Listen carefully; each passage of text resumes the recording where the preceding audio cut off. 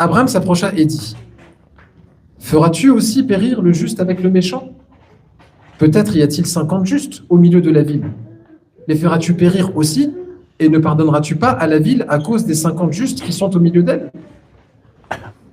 Faire mourir le juste avec le méchant, en sorte qu'il en soit du juste comme du méchant, loin de toi cette manière d'agir, loin de toi. Auguste, là quand Abraham dit cela, il a vu ça dans quel verset? Dans aucun verset il a vu cela.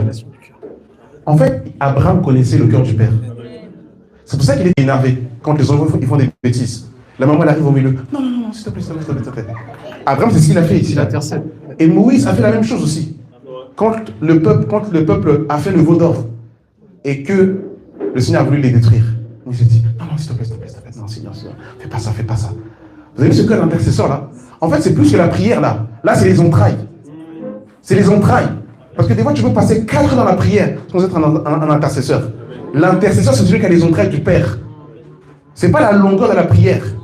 Là, il n'a pas prié longtemps ici, là. Mais là, il est en train d'intercéder, là. Pas pour lui. Parce qu'en vérité, lui, il avait été béni ici, là. Quand on remonte l'épisode, le Seigneur va le voir. Il dit à Sarah, tu auras un enfant. Il vous dire, alléluia, alléluia. Il dit, bah tant pis pour vous, moi je suis béni. Même si Dieu vous détruit. Mais non, non, non, non, non. L'intérêt de l'autre.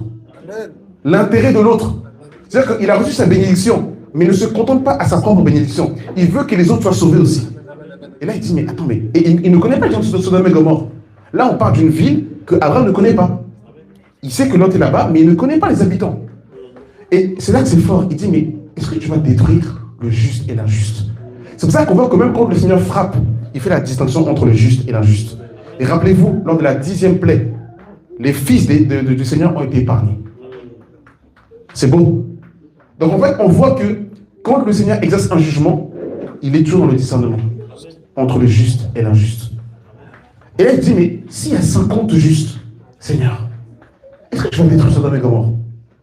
Et là, le Seigneur, il dit, non. Mais en fait, c'est terrible.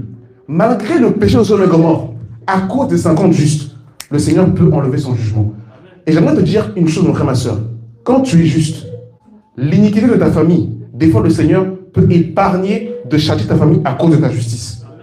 Quand tu es juste, le Seigneur peut épargner un châtiment que tu veux exercer. Et vous vous rappelez quand Paul était dans le bateau et qu'il y avait le vent qui soufflait, à cause de la présence de Paul, aucun n'est mort. C'est terrible ça. Hein? Donc, des fois, tu rentres dans les transports en commun, quelqu'un fait l'action de rentrer avec la bombe, parce que tu es là. Il va prendre le prochain train, parce que tu es là. Donc en fait, quand tu es là, il y a une atmosphère en fait qui est là de protection.